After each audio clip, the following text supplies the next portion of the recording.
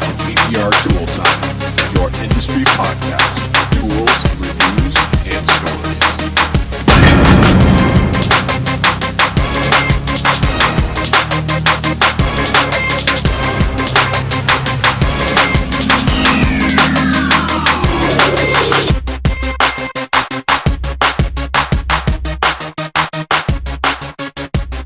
Welcome, everybody, to another episode of PDR Tool Time. This is episode 155. I'm your host, Vince D'Alessandro, along with Daniel Grom and John Renstrom. This episode is brought to you by Daniel. Hog tabs and hog glue. Mobile Tech RX. And Magnetech mat. Man, that was horrible. Yeah. And then let's don't leave out Edgy Tools. You know, we can butcher all of our own companies, but we'll go ahead and make sure Edgy Tools sounds right and clean and true. Yes. Yeah. Well, it is Super Bowl Sunday for us, and we're here recording on Super Bowl Sunday morning, getting you out another episode just in time. 2 days prior, we're a little bit, normally we record these episodes on a Tuesday or Thursday, but we've been so busy fixing dents and John working on Mobile Tech RX, getting that all dialed in that we're waiting to the 11th hour pretty much to record this. And so who are you predicting is going to win? Because this is going to land on Tuesday. So prediction. I've got it down, man. It's whoever has the most points. Hey, there you go. Do you even know who's playing there, John? Honestly, well, I know the Patriots because everybody's bitching about the Patriots. Yeah, that's for sure. But that's about the extent of it. I just see all the complaining about Patriots. So I guess it's not really relevant who else is playing. It's just you either have Patriots fans or people that hope the Patriots lose. Pretty much. Yeah. I'm rooting for the Rams just because they're underdogs and they haven't won. So now, okay, so the Rams, are they still in LA? Yeah, they're back in LA. Okay. Yeah, you never know, right? Yeah. They went to St. Louis for about 15, 20 years or something like that. The 90s, I think. Yeah, in the 90s they went. But it's been forever since the Rams have had a shot at the Super Bowl, right? 1990, Kurt Warner. Yeah, I think that's when they won the Super Bowl last. So, yeah, I'm rooting for the Rams only because, you know, like everyone else, I hate the Patriots. Well, you're in L.A. too. I'm in L.A., but I'm a Bears fan. So Not Bears. Usually what I do, Bears are NFC, so I follow the NFC team. So whoever's in, you know, the NFC, I root for them. Except for the Packers. If it was the Packers, I'd never root for the Packers. Yeah, I pretty much never keep up with anything really that sports related so much. But yeah, we're going to go over to some friend's house, watch the Super Bowl. I guess if you bet on the Super Bowl, I hope you win and win money. Yeah, my numbers are 1 and 5. So those are in my squares, and it's a really expensive pool. It actually, I get paid for every score change. So, or the winner, there's winners chosen with every score change. So there's a lot of money at risk. The final winner will win about $22,000. Ooh, cow! Where'd you find that pool, man? The Long Beach firemen have their own pools going. They have a $250 pool and a $500 pool. So I got in on the $250 pool, but the $500 pool, that sucker, you know, it pays out like $55,000. Holy cow! Wow. Yeah. Jeez. Man, for that kind of money, I might start following football. Right. Yeah. All right. It's one of those things too that you make those connections being a PDR technician. I work on so many firemen's cars. They love keeping their cars perfect. They're very picky. Very picky. Yep. So I've had a established relationship with the Long Beach Fire Department for many years, and hang out with all of them, and not all of them, but a lot of them with their functions. Great. Nice. Yep. Awesome. All right. And they know how to drink. Firemen know how to party, man. Yes, they do. And cook. Oh, yeah. Well, there's a lot of downtime between the action, you know. So. Yeah. So, anyways, we have a fun-packed episode here for you today. We're going to go over a few tools that are out there on the market. With hail season right around the corner, people are starting to get a little bit bitchy on Facebook. And, you know, tis the season to start drama on Facebook. So be aware of that and partake if you will, and don't partake if you don't. That's right. That's right. Yeah, I'd like to start off with we're going to do a little announcement. We're happy to announce that Hudson Tansey is going to be joining PDR Tool Time, and doing basically what he's been doing, but under that umbrella of PDR Tool Time, and doing a little bit more and filling in when we need him to fill in. So congratulations to Hudson. Thank you for joining us. Yeah, I think it'll be really awesome. He's got some great access tip videos for those of you that haven't seen them. I mean, he's got some awesome YouTube videos about pulling the gas filler doors, that kind of stuff. I think it'll be great to have him part of the team. And what's funny is he hates taking stuff apart, but he does those videos. Yeah. Hudson's a really good guy, good PDR, great PDR technician. We've known him for years, and we welcome him on. A lot of our listeners don't know we actually have a YouTube channel. A lot of people don't listen from there. They listen through Stitcher or through iTunes and stuff like that. But we do put all these episodes up on YouTube, and also some of our tool reviews. So when you get a chance, check it out. It's PDR Tool Time on YouTube. You'll be seeing some content from Hudson coming up on there with R&I tips and just tech tips. So so keep in tune with that, and that's definitely coming down the pipe really soon. Yeah, I actually I like the one he did it was last week about those new tips from Hayes Freeman. They're little blue soft tips, and they fit on the Dentcraft. What is that? R4, I believe. The R4. The R4. Yeah, it fits on that. And the idea is they pivot. But what I didn't know is he put a magnet to it, and it's stuck. There's a little metal piece in there, so it won't blow through, which I didn't know about. And I actually talked to Hayes, and they're actually talking. Well, I don't know if I could talk about it.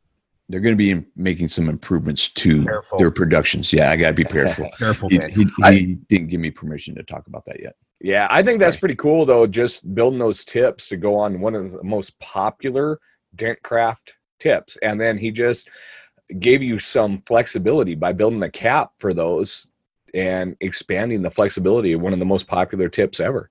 Yeah, and it pivots, so it's always pushing flat. So I've been using them, love them. They're working good. I made the mistake of not grabbing some while I was there. I think Hayes Freeman doesn't like me very much. I don't think he knows who you are. Well, he does. He was trying to send me a prototype of a hammer that he did. He sent it to you, though, Daniel. I'm like, you know what? Send that to Daniel. No, we're not supposed to talk about that either. We're not going to talk about that. But I think I'm going to score some of the swivel tips, though, that he built for that R4, because I think that's going to be a nice. When I'm doing large mash damage hail, I have one of those flat tips. I think it's still the old Dent Technology one. I picked it up at Anson a couple years ago, and it's ideal. And I think these caps with that little bit of metal in there and that soft face is going to be a nice split the difference between that large flat face and having to go with one of my other ball tips. I think it's going to be ideal. Yeah. Anson still sells those, the Dent Technology swivel tips. Oh, okay. They got a ton. While they last. While they last, exactly. They will become a relic. All right. Well, I think Daniel has one for his museum too. Yes. Speaking of Anson, we're going to talk about some hood stands and a few accessories, but let's talk about that claw that's only available from Anson. Seen some videos popping up on Facebook about it. The claw, it's by Restless Minds. It's only available from Anson, and it's designed to bolt anything to your hood stand. Yeah, basically not having ratchet ropes. You're doing away with the ratchet ropes, so you're getting a more solid, especially with a door. A door is critical, and they're awkward, and the ratchet ropes, they can work, but this works way better. The problem that I have with the rope ratchets on my doors is when I'm going around the window frame, because they're always at a slope, they'll have a tendency to skip up and go till they get loose. Yeah. Yeah, I totally agree with you, John. That's the problem that I always have, is that you're prying hard, you're doing a big body damage door or something like that, and the door is actually sliding off the tips of the hood stand. Yeah. This totally eliminates them. They bolt down to, there's so many just different configurations. You any type of hood, deck lid. So they've got 2 levels on this thing here. I've got it up on the Anson website. It's they're $300. They've got 2 different types of ends. One's got a flip up tab, so it'll go vertical and mount to your door hinge mounting bracket. And then the other end has is just a loop that goes into a hole on the panel on the opposite side, and then you get to crank it down and secure it tight. Exactly. Yeah, you can fit it into any hole, basically, any 1/4-inch hole. Yeah, and it looks like you put it in the hole first and then slide it into the notch on the stand. Yeah, exactly. Yeah. Here's a little tech tip: is take your door, put it down, upside down, put your brackets on first, and then put it onto the hood stand. That's a good idea. Yeah. Now there is an accessory pack that comes with it too. That will come with 2 extra. What are they? The brackets parts, the metal bracket parts, because sometimes for longer hoods, like you can get longer arms. Yeah, a little bit longer. There's one that's a little bit longer, and then there's one a little bit that's slotted as well. Sometimes you need that extra or space to grab. Yeah. But the key is make sure that you're keeping the bolts handy that you're working with, because you're going to want to put them through the plate itself. Yeah. You know what I did? I always had an adjustable set for bolting the hoods on. What I did was I went and just got some bolts of the most common size for all the hoods. And honestly, they don't take very many different ones. A 6mm shaft and a 8mm shaft really covers almost every hood out there on the market. But I got them a little bit longer. Then, because a lot of the factory hoods, if they're using the struts, they're a very short bolt, unlike the Ford and the 4-incher, on the Fords, but most of them are a very short bolt. So I carried a separate bolt. Then I never had to worry about bunging up a thread on one of the factory bolts, anything like that. And I always had the proper length bolt to bolt down any hood. That's a great tech tip. And also you don't want to knock off too much paint off of the factory. Exactly. Bolts. Yep. When you're running that factory bolt in and out, you're just drilling more paint off the head of the bolt. Yeah. Now, John, what hood stand are you using? Now, I've got the Carbon Tech hood stand, and before that, I had the Ultras table stand, and that really goes into what we're talking about, man. You put a heavy door on a stand. What are you guys using? I've got a Pro PDR Solutions, about 3 years old, 4 years old, maybe. And I have the TDN hood stand and the old original A1 bad boy, big boy. Oh, yeah. Heavy sucker. I still have that one, the folding A1. That was my first travel stand. And then I moved to the Ultra hood style. That's the same as the Dent Bench from Dentcraft. PDR Finesse has theirs. Yeah. Now, those 3 right there, the Dent Bench from Dentcraft, the Ultra, and the PDR Finesse are the heaviest of the stands. Oh, sure. Now, the one thing, too, with the claw, like on my old A1 arms, you actually have to cut a little bit of the plastic dip off of the tip. Yeah. They will not clamp onto it. They will not go over the rubber dip that's on the A1 stand. And all the other stands have the chair feet that you can just pop off. Yeah, you pop the chair feet off and you're good to go. And there's an Allen set screw that you're able to drive in there to lock them into the actual posts that are coming up.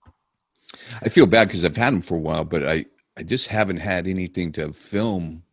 Haven't had to take any doors off or anything. Now, what's some of the techniques you guys use to get a door clean up onto a stand?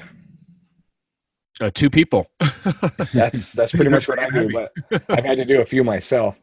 Yeah. Actually, I did one at a body shop the other day, and then we were putting the door back on, and I go, well, I'll hold it this end, and you put the bolts in. He goes, well, no, you don't have to do that. You can just latch it. And I'm like, oh, yeah. Yeah, when you're doing a back door, whenever I'd put a back door on, I just set it in the hole and latch it. Yeah, and I wasn't even thinking about that. And I was like, yeah, dummy me. And then you can use the impact to run the bolts in and out versus a ratchet with the door open. Yeah. No, well, I know one thing, like I love my TDN stand. I'm hoping that, and there's been a little bit of clutter that hopefully they'll go back to the the drawing board a little bit and make it a little bit more sturdier. Because when you do get into the heavier panels or the heavier hoods, and even a door, they do tend to flex the arms out a little bit. And I'm not sure if you have that same problem on your Carbon Tech. No. But What I do have would have that issue. The Carbon Tech is a much lighter stand. While the stand is very rigid when it is all set up, you get a really heavy door, like say a Super Duty front door on there.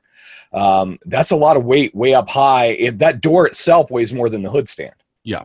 And that's where I feel it. Like my old Ultra was a tank, and the same with the A1 fold up. That thing weighed a ton. So those didn't really get that tip over effect, but you want to make sure you've got a door solid and square on the Carbon Tech stand. You know what I'm thinking that I want like a tank of a hood stand, but I want to bolt it down to the ground. I want it permanently mounted to the ground. That sounds like one of the old Adventures that had the bars that laid on the floor and the arms that come up. Yep. Oh, really? You could have mounted that to the floor. Yeah. Or I don't know. Maybe TDN, now that they bought Adventure, maybe they'll redesign that a little bit and have another option out there. Yeah, for all the guys that have shops, wouldn't you rather have your hood stand bolted to the ground, or is it just me? Yes, honestly, no.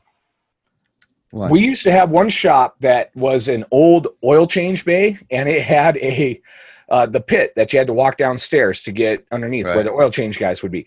Well, the guardrail around that was all mounted to the concrete. And because that shop was so small, that had to be our default hood stand. We would just set it up so we could stand on the steps a few steps down to be able to get eye level. Actually, that's awesome.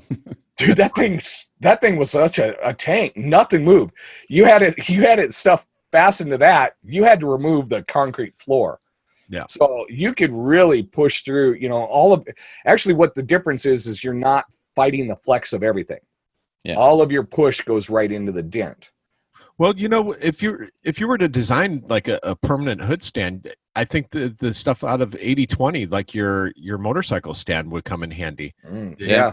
Because I know with me, my motorcycle hood stand, I don't keep it up all the time. I don't do enough tanks to warrant that in a corner of my shop. My working area is only 1,400 square feet. And we got a lot of stuff in there and cars. And so I only put up my motorcycle stand when I'm working on bikes. Otherwise, I take it down. Yeah. So, we're talking about doing this and taking the doors off and using the claw to hold these doors. Have you guys ever used any of the door remover tools? Like the Steck has an easy rest that goes on your regular old floor jack. Ain't nobody got time for that. Champ's got a couple of dedicated door. I'm on autobodytoolmart.com and looking at these. Yeah, I mean those are great if you've got the room, but it's just another piece of equipment that just is more clutter. That's the frustrating thing about my shop right now. It's cluttered, and my detailer hates it, and he's complaining to me, "Hey, declutter this." And our tools, I think that's everybody's pet peeve, is it's hard to organize our stuff. Yeah. Our stuff. Well, that's what I was curious about, especially with you guys with your retail shops. The two of you guys with retail shops. As a Hale guy, when I take a door off, if the body shop has one, I use them. I love them. But there's no way I could ever carry one as a Hale guy. So I wasn't sure if you guys with your retail shops. I don't take enough doors off to warrant buying one. Okay. So that's why I haven't bought one. But definitely tool storage is a definite issue for me as well. I mean, there's just tools everywhere. I have 3 different carts going, and there's no organization to it. It's terrible. Yeah. My 2-car garage is just killed. Yeah. And then I also have my mobile box, and it's like I'm going to my mobile box. I'm going to this tool. Yeah. It's never organized. And then if you really want to get organized, you have to buy a $10,000 toolbox. Yeah. But what about converting a wall to pegboard? Have you guys ever looked or considered that? Well, I have cement walls in my shop, so I only have one wall that's drywall, and that's already occupied. But to put a pegboard up seems like a lot of work. Yeah, you'd have to drill into some concrete there. Yeah, I'm trying to figure out how I'm going to organize my PDR tools in my little 400 square foot garage at home, so I was hoping you guys had better ideas. Well, actually, the best idea is to send all your tools to Ultra, have all the handles cut off, Yeah. put the hex heads on them, and then put them in drawers. Now, I saw somebody on Facebook using the fishing pole holders. Yeah, I did that for my carbon fiber rods. Actually, Vince is the one that posted that. Yeah, that was a tech tip ages ago. Was there's a fishing pole rod holder that's made for your garage doors to go up and down and stay in place, and that's where I keep all my Carbon Tech top rods in there. Long rods, hail Nice. rods. And they look pretty when they're up there. Yeah, it looks cool. Wow, that's cool looking. What is that? Well, Yeah. So then the hood stand fold up ability is really important to you guys. That's what I really loved about my Carbon Tech hood stand is it's up and down in 30 seconds. I did a couple of videos on it. Yeah, 30 seconds. It's in and out of my way. Yeah, same with the TDN. It's super quick. Yeah. Now, Daniel, what do you just leave yours up all the time, or do you just fold it down? Actually, I have that hood stand. That one gets folded up. But I actually have my original hood stand that I made for training back in 1994, and it's all steel. But it's basically just a kind of a square box. It doesn't have any pegs going up or anything like that, and it works really well for tailgates. Okay. And then I have things bolted to the ground, so I ratchet when I'm doing a tailgate. I do tailgates more than probably any other panel off the car, and I strap it down to the floor rather than strapping it down to the stand itself. Yeah. Because tailgates, you need a lot of stability. It takes some pressure. Yeah. Yeah, it does. And you know what? There's a new tool out on the market for tailgates. If you wanted to talk about that as well. Yeah. We actually, just kind of our little exclusive announcement is the Tailgater by B&D, and he's done a freaking terrific job on this little tool. And it's basically kind of like a door jammer, but shrunken down and to work on tailgates And offset. It's offset. Yeah. It's only about 3 inches maybe. Yeah. Yeah, it's pretty short, and it comes with different size Grommets. for going into the latch on the actual tailgate part. Yeah. Nylon grommets. He actually is Or going to come out spacer. with a fourth one. He's adding a fourth one. Okay. We got the early prototypes, and I actually used it the other day, and works fantastic. Just tilts open the tailgate so you can work through one of the factory openings. But I know what people are going to say. Hey, I do that with my door jammer. Well, that door jammer, Awkward. it brings it down too far, so you're really having to turn your head almost upside down to be able to work on it. It's not comfortable. Where the new tailgaters, it's just perfect. Now, to give you an idea how far it goes out, it probably protrudes the tailgate out maybe 6 to 8 inches. So you still have enough room to get tools in the holes. Yeah, you can go all the way down to the bottom of the tailgate. Right. Without straining your neck so much of it being over angled from the longer door jammers. Exactly. And then Plus the other door jammers don't fit the tailgate quite right. While they function and you can make them work, they're at a very awkward angle and you're really side loading. And that's where the offset on this tailgate when I've done that, I've had them come off before during a repair, and that sucks. Yeah, that would be a bit of a shocker. Yeah. It's another use for it too. Back in the day when I was driving or riding dirt bikes, I would, put my dirt bike in the back of the truck and then close the tailgate up and then either, winch it down to keep the bike from moving around. Wow, that's a good idea. Yeah. So that's a good idea. Work in that as well. We used to take the cables off of the tailgate and flip them upside down and catch the latch just to keep the tailgate up. Extra insurance To keep it, things from flying out. That way you could still put stuff in the back of your truck and not worry about things flying out. Yeah. Good idea. Hey, on the story of B&D too, since we're talking about them, they built some awesome door jammers. They've got the prop and lock. And I talked with Mike a little while back. I have got a monogrammed prop and lock. It's got my name on it.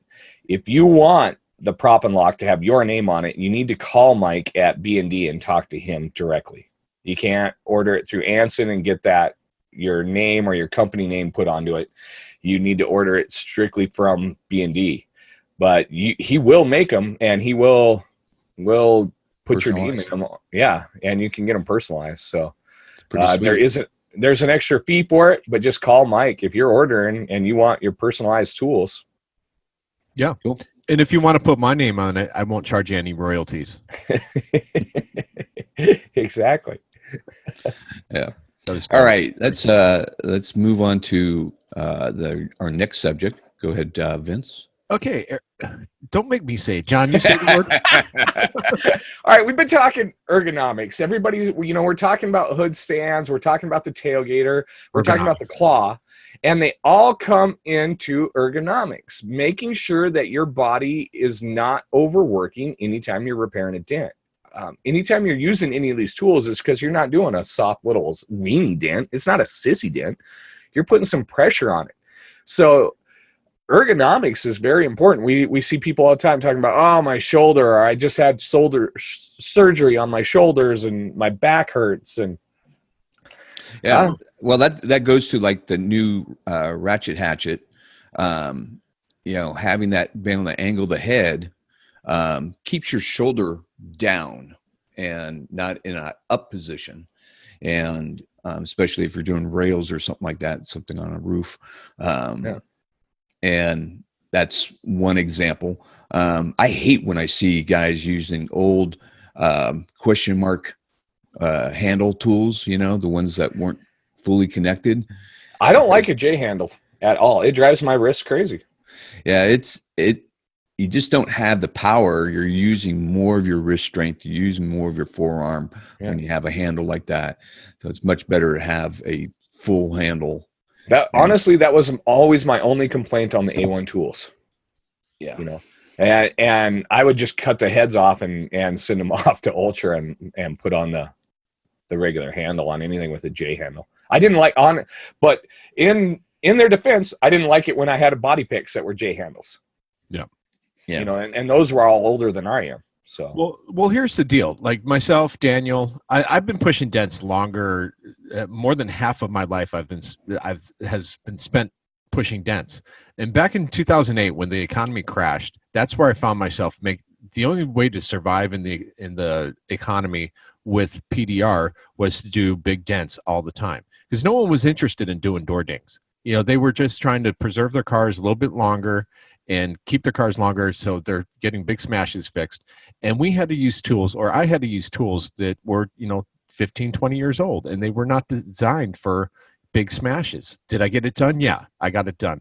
But at what cost? My neck's screwed up. My wrist is screwed up. My lower back is screwed up. And now what I find, and Daniel's the same way. He's like the most broken dent guy that I know. I mean, if you see Daniel without a shirt on, you'd be like, holy shit. Did he go through a cheese grinder or what? He's got scars here, scars there.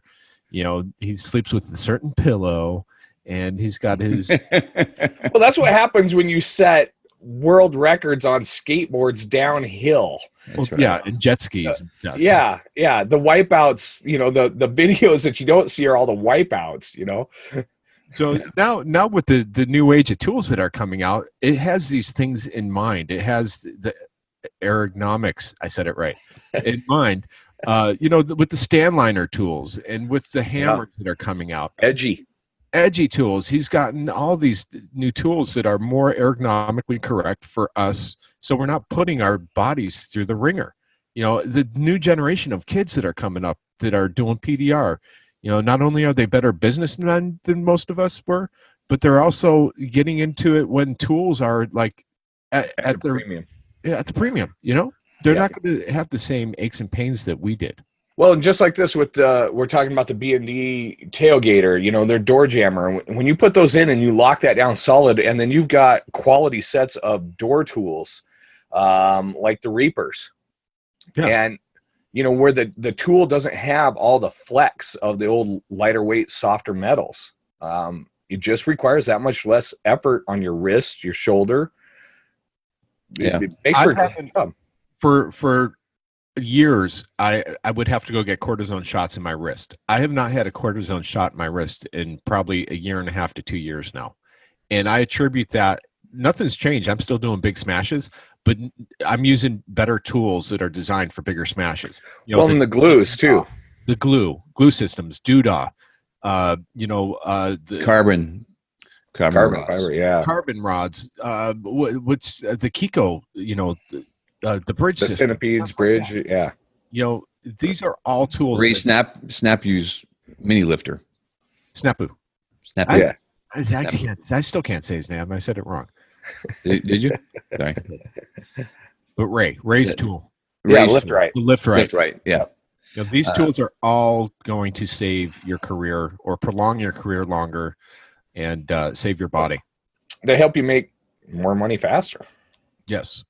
Or your same money only faster, which makes more money per hour. Yeah. Did your guys' forearms hurt just like on a daily basis? Not regularly now. Mine's still the same as when I was, 14. Yeah. That's the thing. I still have two different size forearms. My right one is twice the size as my left. Now I pushed in almost equally right and left-handed, so I don't have the mismatch in the me too. But I've been doing a new stretch, so I lock out my arm, and then I grab my finger and I pull it back towards me. At your age, pulling a finger is a dangerous trick. Yeah, that's true. But you feel it in the tendon in your forearm, and it's a great stretch. Yeah. Huh? Yeah, everything pops too. And, there's a dent technician, Luke Carmen. We were trying to get him on the show years ago, but it didn't happen. But he's also a yoga instructor. He's got his own page going with stretches and stuff like that. They're very useful for PDR technicians. Yeah, stretching is so important. Yeah, I the most pain that I have it comes from my back. I won a bet as a child, but I've lost the war. Yeah. So my back is where I get the bulk of my pains, and I got to do a lot of stretches with that. Even switching the job around now and working for Mobile Tech, I couldn't do a regular desk and sitting in the chair. I now have a motorized desk that raises up and down. Are you using it right now? Yeah, I'm actually. Are you standing up? I'm standing up right now, and oh, look at him, elevator. Elevator going down. Yeah, and I went with the lift right, or oh man, now I can't even remember the name of the one that's advertised all over Facebook, right? Yeah, I think so. Yeah, I get that. It's really nice. I've got memories on it for you guys with a retail shop, and you got somebody who's sitting at a desk all the time. I really want to consider it. I mean, it was $600 shipped to my house with 4 memory controls for heights. Yeah, that's awesome. What are you guys taking for your pain? I know myself, I do not like taking pills. I hate taking pills. I don't like having a headshot or anything like that when, I take a daily vitamin called Advil. Now, see, I have to be really careful what I take. I can't take anything with ibuprofen because it'll interfere with the immune suppressants that I'm on for my lungs. So I'm taking just CBD oil. That's it. Yeah, that's the only other thing I'm putting in my system. I've been switching. I switched over about 6 months ago to CBD oil and the tinctures. I do the tinctures and I do the cream. It's amazing how the cream immediately takes that sting off of a sore muscle or a sore back. It friggin' works. I don't know how or why it works, or why we're just discovering it now. This stuff should have been legal for consumption years ago. Yeah, but yeah, the rubs are fantastic for muscle soreness, any kind of muscle soreness. I'll have to try it. I haven't tried any of the rubs. Yeah, when you use the rub in conjunction with the tincture, and for guys of you that are listening, the tincture is like drops that you put underneath your tongue. And, sometimes, depending on the brand, it could taste like dirt. Others taste like dirt. Tastes like dirt. The one I'm taking now has a cinnamon taste to it. They put some cinnamon in it to help alleviate the dirt. But the one that I had before, it was dirt. It was dirt. Yeah. But, you put the drops underneath your tongue, you wait 15 seconds, and you gulp it down and it goes away. But I'm amazed how many people, and I've been reading reports on it, how the population is getting away from pill popping. Now that the CBD oils and tinctures and creams are out there now, and I have a dispensary right across the street from my shop, and it's a huge dispensary. They're publicly traded, and I say 70 to 80% of the people that walk in there are elderly. It's amazing. Oh Yeah, I suppose. Yeah. I think they're sick of taking pills, for pains and aches and arthritis and this and that. And they're opting for the natural stuff, which is the CBD oils. Well, the reason why I can't take ibuprofen is because ibuprofen is so tough on your liver, and prescription drugs that I have are already too tough on my liver. That's why I also can't have alcohol. Yeah. And, so ibuprofen falls into that same category, and people pop it like it's Pez. Yeah. Without realizing it. So. Yeah. Well, yeah. So, you guys look into that. Maybe we'll start pushing some of the products that we use for the CBD. Mark Zirkus was kind of spearheading this stuff for years at MTE. Yeah, but there's other products. And out there. And honestly, when you go to get a rub, smell them. Just there's a lot of different choices out there. I finally found one. I found one that's more like a lotion, and it smells citrusy. Love it. Okay. Doesn't make it smell like you jerked off a used car salesman. That's some of what I hate the most about any lotions or any of the rubs is they dump so much stuff in there, and it's like, well, this is like non-flowery. Yeah, this one here is non-flowery. It's for men, so you don't smell like roses. And then you open it up, and it's like you just dumped a can of Brute in there, and it's like, great, I just smell like I give a handy to a used car salesman. A Brute. Or Old Spice. Yeah, exactly. I used to wear Brute when I was in high school. I had Brute. It was my father's. Yeah. That starts showing.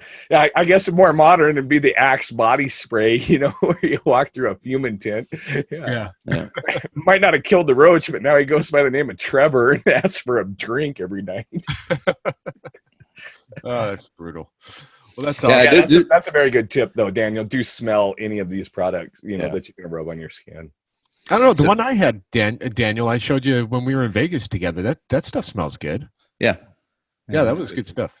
Now, the thing I have to be worried about is my state's still a Puritan state. It's illegal. I guess there was a CBD store. I found out a few months ago that was local to me that I didn't even know existed, and the state come in and shut them down after only a couple of months. Said not legal to have in the state.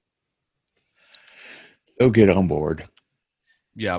They will. They're going to find that, especially with this epidemic of opioid epidemic that we have in this country, they're going to look for alternatives, and that is an alternative for pain. Yeah. So, I don't believe I don't think it's addictive at all. I don't like. No, I don't think so. But it works. Yeah. The other thing that I did, was I moved my hood stand to standing. That made a huge difference on my back.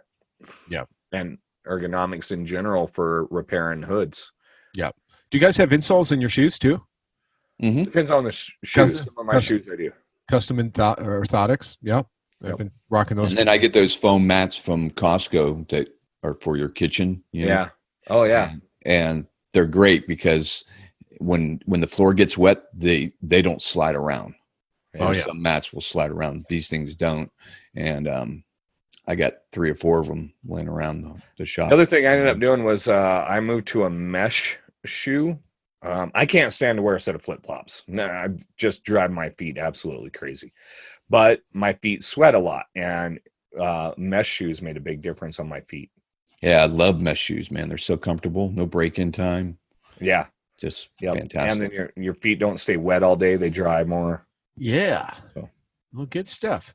All right. Well, I think we covered quite a bit of ground here. We got the hood stands and the accessories for hood stands, and I reasons for using them. Yeah. I got a nice little surprise. Tim Corden came and visited me at my shop. Who? Tim. Who's Tim? Huh? The younger brother of Paul. Yes, that's right. I'm teasing Tim. Of course, I know you. I got a funny story before you get into it. I knew of Tim for years, and finally, I forgot where we met. We met him at Anson, I think, didn't we?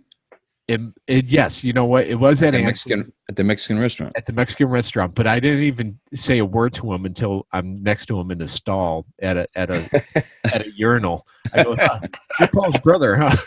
Yeah. Did you offer to shake his hand? No. It was an awkward meeting, so that's our little connection. Is every time we need to talk, we go to the bathroom and go to the room and talk. Go ahead. Well, what was cool is, he was taking flight school in Sacramento, and at MTE, I said, well, shit, you're 2 hours away. Come down and see me. You're traveling halfway around the country. You're only 2 hours. Come see me. So he did, and we had a great time hanging out. But I really wanted to pick his brain with the new program he and his brother are doing with Todd, and PDR Profit. PDR Profit, and I wanted to have him look how I do things, and if he had any suggestions. But one of the things I really pick out, he's really embraced his brother's gifted tongue on talking about selling the dent, and really selling it on with Mobile Tech RX, the conventional price. He's always starting with the conventional price. He basically starts the estimate, and then he pulls up the conventional price, and he goes, hey, do you realize if you went to a body shop, it would cost you this much? So you're starting them and letting them know, because they're usually going to ask that question somewhere in the conversation. So he starts it off there. That way your price is going to be you can still be a high price, but still going to be cheaper than conventional. Yeah. Which is a great sales tip. And I can't wait for his program to come out and really study and get it down as good as he has it.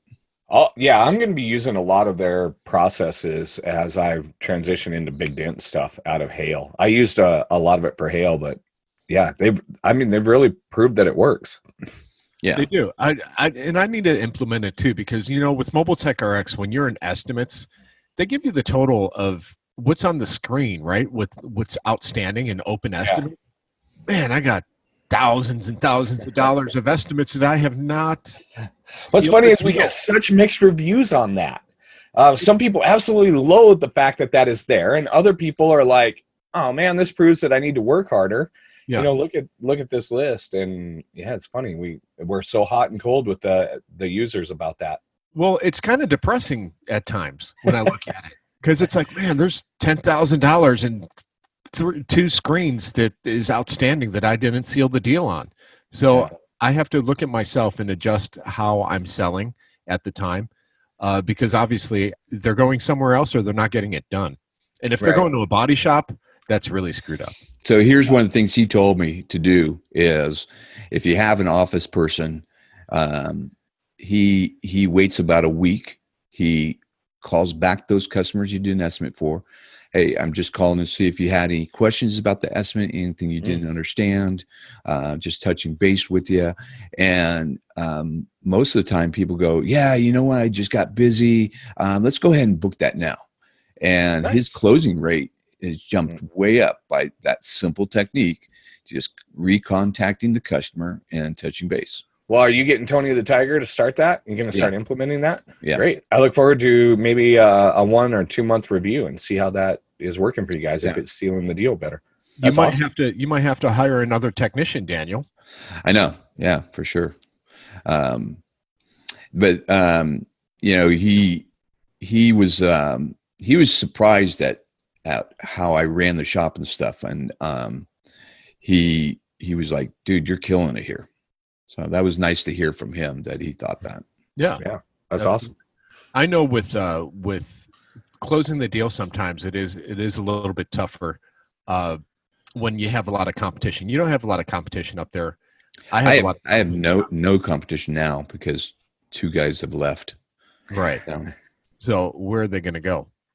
Yeah. But a perfect example of that is I worked on a guy's car the other day, a Honda Civic, that he came to me in November of 2016 for a quote. And it was right when I gave him the quote. I was able to go back in my text thread and see what I quoted him. And I quoted him $350. He complained about my $525 price that I gave him. He's like, oh man, $525. You told me $350. And I'm like, how long ago? I went back in the thread and it was 2016. It's like, dude, things have changed since then. Yeah, nuts. I gave him a little bit of a cash deal, but that's about it. But I wouldn't have been able to charge more if it wasn't for Paul Corden and the systems that, with Mobile Tech RX and putting those systems in place and charging more and getting what the job is actually worth. Yep. It definitely, it definitely makes you a better tech when you are getting paid right and you can take your time. Oh, it changes the mental aspect of the repair. Well, everybody says, I want to learn how to better finish a dent.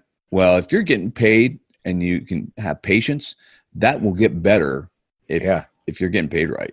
It changes you mentally because you're like, man, I'm getting paid to spend the next 2 hours to finish this last 10%. Yeah. Instead of, man, I got to get on to the next job in order to make enough money for the day to hit my goals for the day. And when you collect that on each and every dent, it really changes your mental aspect. PDR is as much mental as it is physical. It is. Yeah, for sure. I've been working with the guy that's been doing dents for 15 years, and he has a different approach than I do. And, he comes by my shop 2-3 times a week just to watch me. And it's very fruitful for him to see my mental approach opposed to, because we get to the same results, but his takes 4 times as long. So afraid to push or afraid to do this or not using the right tools. So it's all good stuff. Yep. The main thing is continue learning, always continue, being an expert at your craft and educating yourself. Yeah, definitely. So, all right. Well, you guys want to wrap up this episode 155? Yeah. Guys, don't forget to always level up your tools. And don't do stupid stuff. And always keep it stiff.